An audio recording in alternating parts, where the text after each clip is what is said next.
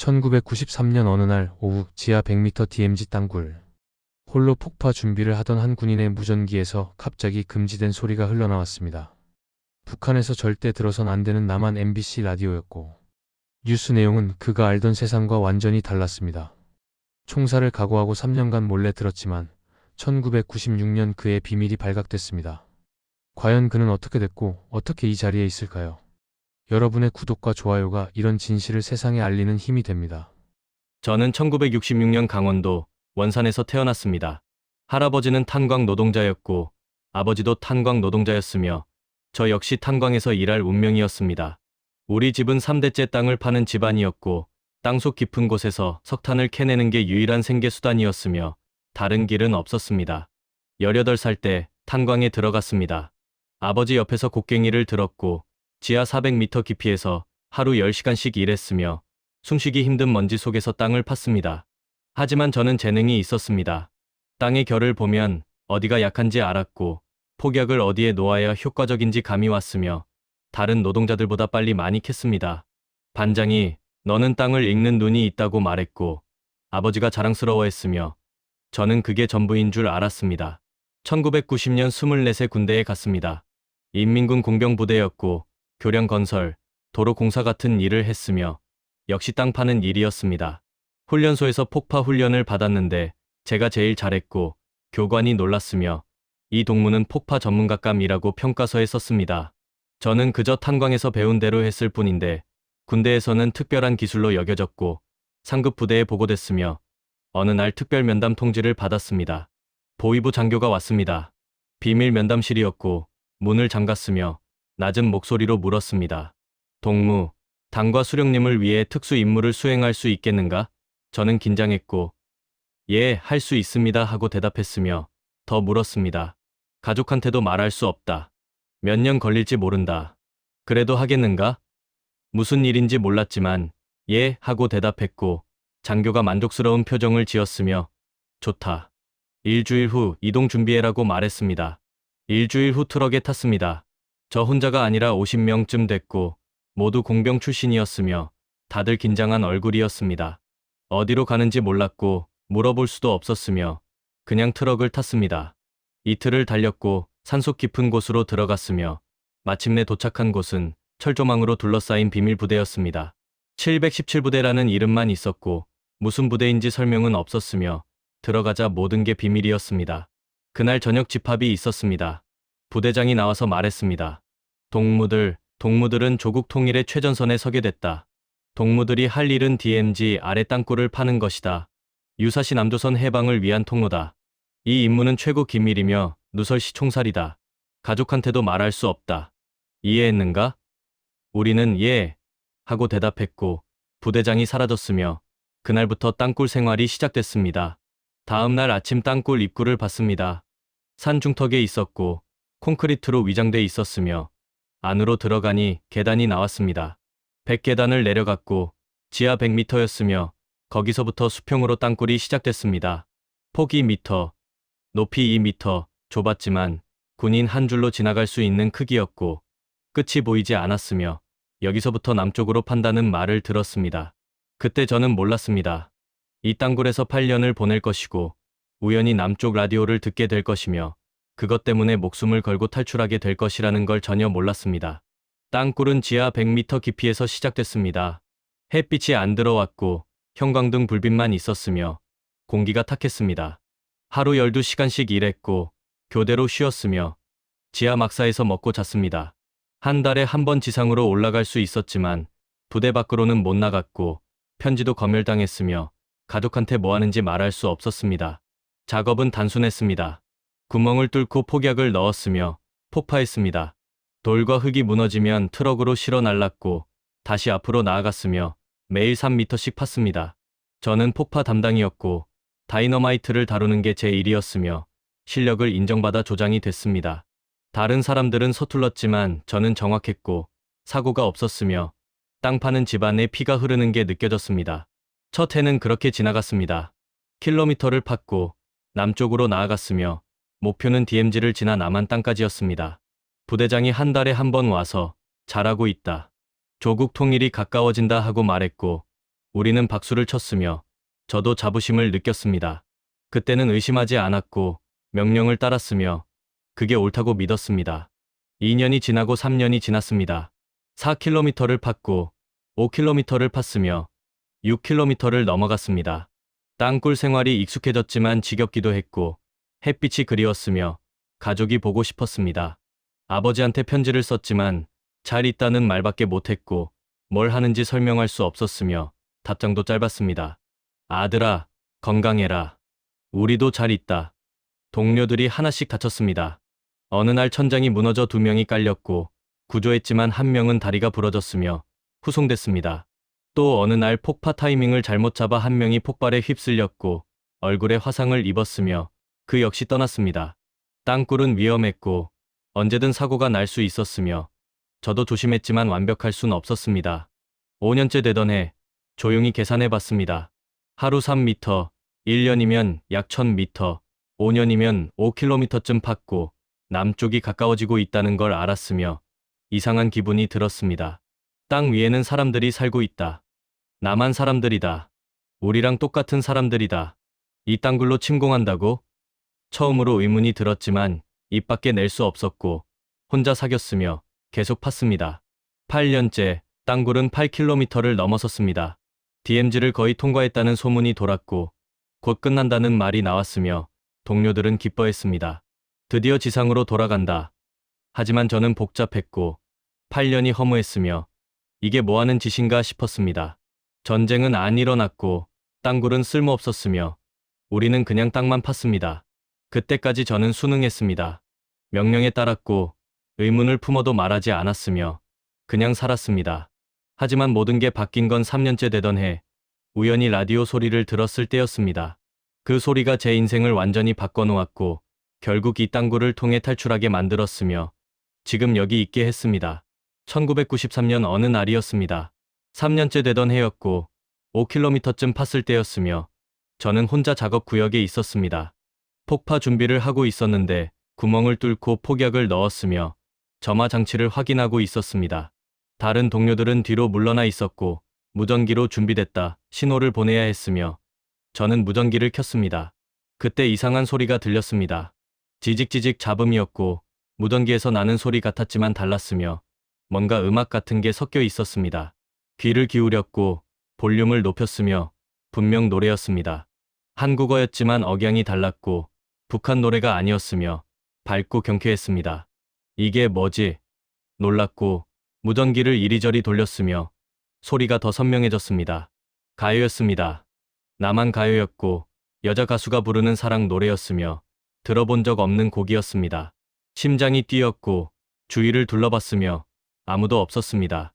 계속 들었고 노래가 끝나자 남자 목소리가 나왔으며 여러분, 서울 MBC 라디오입니다 하고 말했습니다. 남한 방송이었고 땅굴 안에서 잡힌 것이었으며 저는 얼어붙었습니다. 반동 방송이었습니다. 북한에서는 남한 방송을 듣는 것 자체가 범죄였고 발각되면 정치범 수용소였으며 저는 즉시 꺼야 했습니다. 손이 무전기로 갔지만 끄지 못했고 뭔가에 홀린 것처럼 계속 들었으며 뉴스가 나왔습니다. 북한 주민들의 식량난이 심각합니다. 유엔이 긴급 지원을 검토하고 있으며 충격이었고 거짓말이다 생각했지만 계속 들었습니다. 10분쯤 들었을까요? 무전기에서 동료 목소리가 들렸고 어이, 왜 신호 안 보내? 하며 불렀으며 저는 황급히 채널을 돌렸습니다. 미안, 장비 문제 하고 대답했고 폭파 신호를 보냈으며 뛰어나왔습니다. 폭발음이 울렸고 먼지가 날렸지만 제 머릿속은 온통 그 라디오 소리뿐이었습니다. 그날 밤 잠을 못 잤습니다. 막사에 누워서 생각했고 왜 잡혔을까? 궁금했으며 답을 알았습니다. 땅굴이 지하 100m 깊이지만 남쪽으로 5km를 팠고 남한 땅과 가까워졌으며 전파가 도달한 것이었습니다. 무전기는 원래 통신용이지만 주파수를 돌리면 라디오도 잡을 수 있었고 우연히 발견한 것이었으며 다른 사람들도 알까? 궁금했습니다. 다음 날 또 혼자 작업할 기회가 왔습니다. 동료들이 자리를 비웠고 저는 무전기를 켰으며 주파수를 돌렸습니다. 지직지직 다시 소리가 잡혔고 이번엔 뉴스였으며 한국 경제 성장률 이라는 말이 들렸습니다. 들었고 또 들었으며 중독됐습니다. 이건 비밀로 해야 해. 절대 들키면 안 돼. 다짐했고, 하지만 끊을 수 없었으며, 그날부터 저는 기회가 있을 때마다 몰래 남한 방송을 들었습니다. 한 달이 지났고, 두 달이 지났으며, 저는 점점 더 많이 들었습니다. 가요, 뉴스, 드라마, 다양한 프로그램이 있었고, 나만은 완전히 다른 세상이었으며, 자유롭고 풍요로웠습니다. 제국주의 선전이라고 생각하려 했지만, 너무 구체적이었고, 너무 자세했으며, 이게 진짜 아닐까? 의심이 들기 시작했습니다. 그리고 그 의심은 3년 동안 점점 커져갔고, 결국 제 인생을 바꿔놓았습니다. 그 후 3년간 저는 이중 생활을 했습니다. 겉으로는 충실한 군인이었고, 땅굴을 열심히 팠으며, 동료들과 함께 조국 통일 구호를 외쳤습니다. 하지만 혼자 있을 때마다 무전기를 켰고, 주파수를 돌렸으며, 남한 방송을 들었습니다. 일주일에 서너 번, 한 번에 10분에서 30분, 기회가 날 때마다 들었고, 중독됐으며, 끊을 수 없었습니다. 처음 1년은 호기심이었습니다. 나만이 어떻게 사나 궁금했고, 뉴스를 들으며 정보를 모았으며, 놀라웠습니다. 경제성장, 민주화, 올림픽, 월드컵, 북한에서는 상상도 못할 일들이 남한에서 일어나고 있었고, 우리는 뭐하고 있나 생각했으며, 부럽기 시작했습니다. 가요도 들었고, 경쾌한 멜로디가 좋았으며, 때로는 따라 불렀습니다. 땅굴 안에서 혼자 나만 노래를 부르는 북한 군인, 웃긴 상황이었지만 행복했습니다. 2년째는 혼란이었습니다. 이게 진짜일까? 의심했고, 제국주의 선전 아닐까?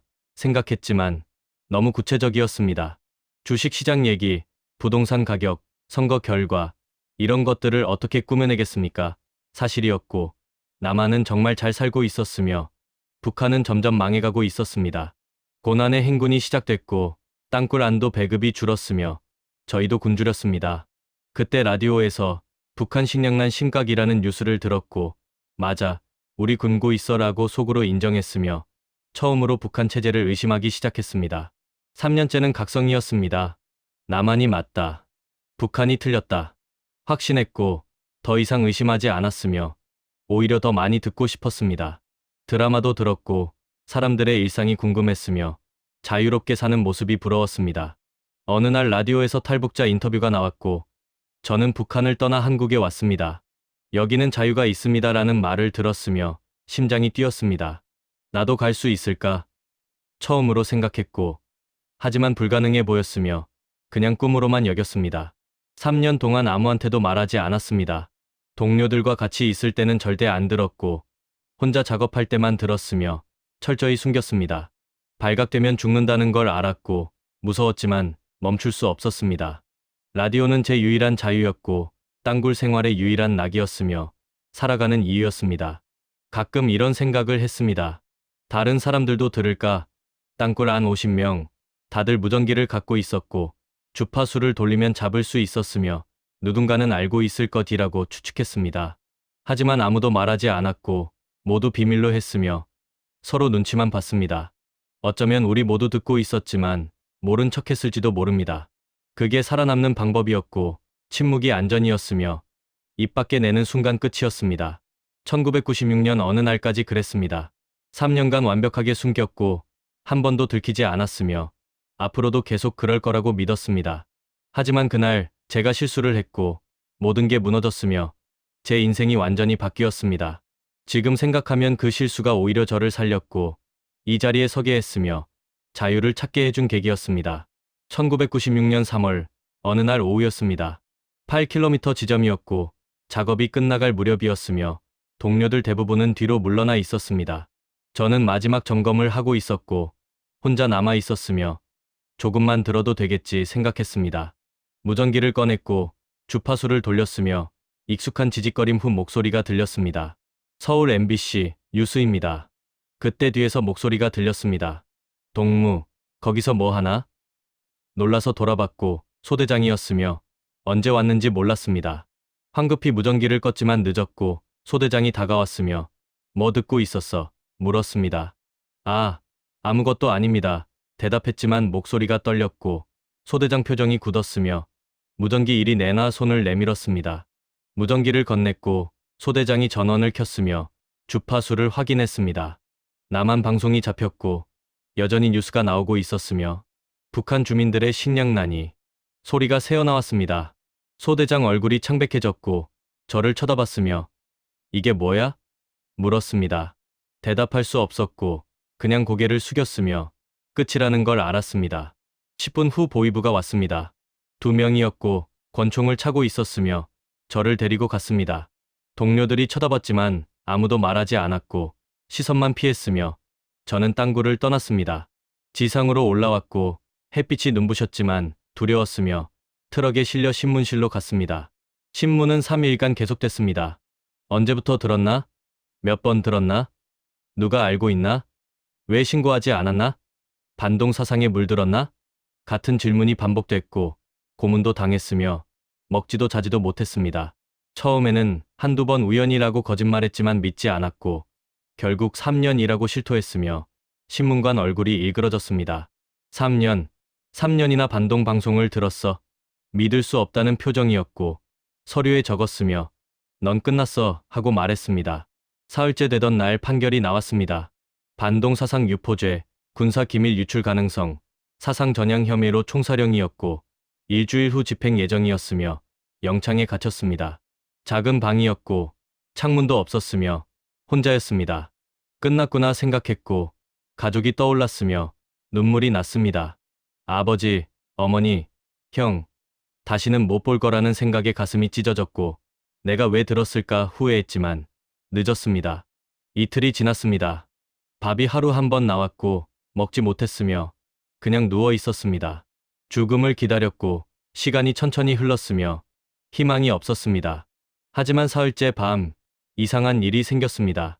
문이 열렸고 동료 한 명이 들어왔으며 제가 아는 얼굴이었습니다. 땅굴에서 같이 일하던 병사였고 친했던 사이였으며 그가 속삭였습니다.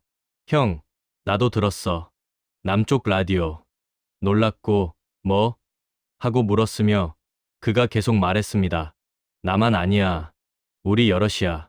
땅굴 안에서 다들 들어. 다만 말 안 했을 뿐이지. 형만 걸린 거야. 충격이었고 그럼 왜 지금 말해? 물었으며 그가 대답했습니다. 형을 살려야 해. 우리가 도울 거야. 나가. 탈출해. 믿을 수 없었지만 그의 눈빛은 진지했고 내일 밤에 기회 줄게 하고 사라졌으며 저는 멍하니 앉아 있었습니다. 다음 날 밤 자정이 넘었을 때 문이 열렸습니다. 경비가 아니라 동료 셋이었고 어제 온 병사와 다른 2명이었으며 모두 땅굴에서 같이 일하던 사람들이었습니다. 빨리, 시간 없어, 속삭였고 저를 끌어냈으며 복도로 나왔습니다. 경비는 없었고 경비는? 물었으며 매수했어. 10분 시간 있어. 대답이 돌아왔습니다. 밖으로 나왔습니다. 부대 뒤편이었고 철조망이 있었지만 한 곳이 잘려 있었으며 저기로 나가 가리켰습니다. 저는 멈췄고 너희는? 물었으며 한 명이 말했습니다. 우리는 못 가. 여기 남아야 해. 형만 가. 같이 가자 말했지만 고개를 저었고 안 돼. 다 도망치면 의심받아. 형만 가야 들통 안 나 대답했으며 이해했습니다. 그가 계속 말했습니다. 형, 우리도 3년 들었어. 땅굴 안에서 라디오 잡혀. 근데 말 못했어. 무서워서. 형이 걸렸을 때 우리 모두 놀랐어. 우리 중 하나가 걸릴 수 있다는 걸 알았거든. 형이 죽으면 우리도 언젠가 죽을 거야. 그래서 형을 내보내기로 했어. 형이 살아야 우리도 희망이 있어. 눈물이 났고 고맙다 말했으며 악수했습니다. 다른 한 명이 지도를 건넸습니다. 땅굴로 가. 입구는 알지. 거기서 남쪽으로 끝까지 가. 8km야. 걸어서 서너 시간 걸릴 거야. 끝에 가면 막혀 있지만 폭약이 있어. 터뜨려. 그럼 남쪽으로 뚫려. DMZ 나와. 조심해. 지뢰 많아. 받았고 품에 넣었으며 너희 이름은? 물었습니다. 3명이 말했고 외웠으며 꼭 기억할게 약속했습니다. 가. 빨리 재촉했고 철조망 틈으로 밀었으며 저는 빠져나갔습니다. 뒤돌아봤고 3명이 손을 흔들었으며 살아. 형 속삭이는 소리가 들렸습니다. 달렸고 산으로 들어갔으며 뒤를 보지 않았습니다. 1시간쯤 달렸을까요? 땅굴 입구가 보였고 위장만 걷었으며 안으로 들어갔습니다. 계단을 내려갔습니다. 100계단, 지하 100m 익숙한 곳이었고 8년 동안 매일 오던 곳이었으며 마지막이라는 생각이 들었습니다. 땅굴로 들어갔고 남쪽으로 걸었으며 손전등 하나만 들고 있었습니다. 어둠이었고 좁았지만 길을 알았으며 계속 걸었습니다. 1시간, 2시간, 3시간 쉬지 않고 걸었습니다. 킬로미터 표지가 보였고 4km, 5km, 6km 제가 판 길이었으며 제가 폭파한 구간이었습니다. 7km를 지나고 8km에 도착했으며 끝이 보였습니다. 막혀 있었고 콘크리트 벽이었지만 폭약이 놓여 있었습니다. 동료들이 미리 준비해 둔 것이었고 점화 장치도 있었으며 마지막이다 생각했습니다. 폭약을 설치했습니다. 8년간 배운 기술이었고 능숙했으며 30초 타이머를 맞췄습니다. 뛰어서 100m 뒤로 물러났고 귀를 막았으며 폭발을 기다렸습니다. 꽝! 엄청난 소리가 울렸고 땅굴이 흔들렸으며 먼지가 날렸습니다. 앞으로 갔고 벽이 뚫렸으며 구멍이 생겼습니다. 빠져나갔습니다. 밖은 DMZ였고 철조망이 보였으며 지뢰 경고판이 있었습니다. 새벽이었고 하늘이 밝아오고 있었으며 남쪽이 저기 있었습니다. 8년 만의 지상이었고 자유가 가까웠으며 동료들이 떠올랐습니다. 사라져서 고마워 속으로 말했고 그들을 위해서라도 살아야 한다고 다짐했으며 남쪽을 향해 걸었습니다. DMZ였습니다. 철 조망, 지뢰, 감시초소가 있었고 한 발만 잘못 디뎌도 죽는 곳이었으며 하지만 돌아갈 곳은 없었습니다. 남쪽으로 가야 했고 살아야 했으며 동료들을 위해서라도 포기할 수 없었습니다. 지도를 봤습니다. 동료가 그려준 것이었고 지뢰 위치가 표시돼 있었지만 정확하지 않았으며 조심해서 가야 해 생각했습니다. 철조망을 넘었고 천천히 걸었으며 모든 발걸음이 도박이었습니다. 한 걸음, 두 걸음 땅을 살폈고 이상한 부분은 피했으며 때로는 기어갔습니다. 새벽 5시쯤 됐을까요? 하늘이 밝아왔고 시야가 확보됐으며 멀리 초소가 보였습니다. 북한 초소인지 남한 초소인지 몰랐고 피해갔으며 숲으로 들어갔습니다. 나무 사이로 걸었고 가시덤불에 찔렸지만 계속 갔으며 남쪽으로만 갔습니다. 오전 8시쯤 갑자기 목소리가 들렸습니다. 멈춰. 한국어였지만 억양이 달랐고 남한 말투였으며 한국군이었습니다. 손을 들었고 탈북자입니다. 외쳤으며 총을 겨눈 병사들이 다가왔습니다. 5명이었고 엎드려 명령했으며 따랐습니다. 몸수색을 당했고 무기는 없었으며 질문을 받았습니다. 어디서 왔어? 북한입니다. 땅굴 건설 부대에서 왔습니다. 땅굴? 놀란 표정이었고 무전을 쳤으며 상부에 보고했습니다. 10분 후 장교가 왔고 다시 질문했으며 같은 대답을 했습니다. 땅굴 위치를 알아? 예, 정확히 압니다. 제가 8년 동안 팠습니다.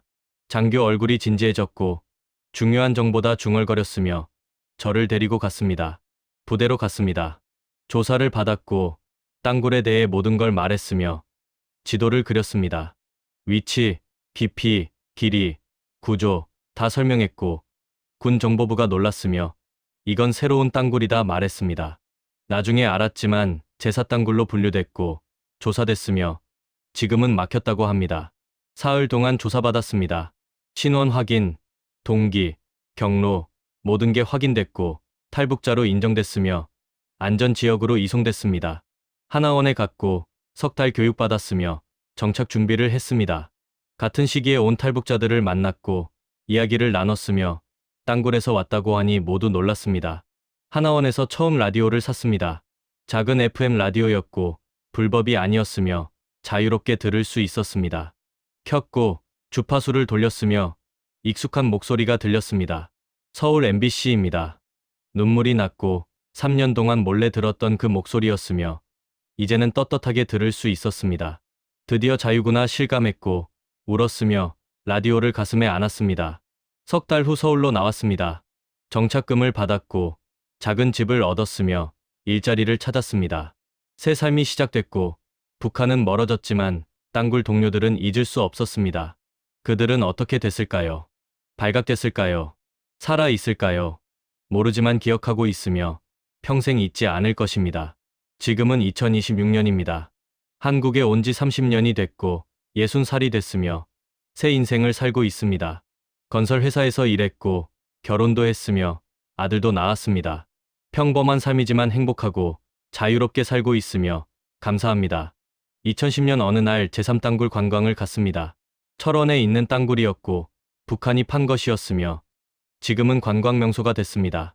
관광객들이 헬멧 쓰고 들어갔고 와 신기하다, 진짜 북한이 팠어 하며 구경했으며 사진도 찍었습니다. 저도 들어갔고 좁은 통로를 걸었으며 익숙한 느낌이 들었습니다. 똑같았습니다.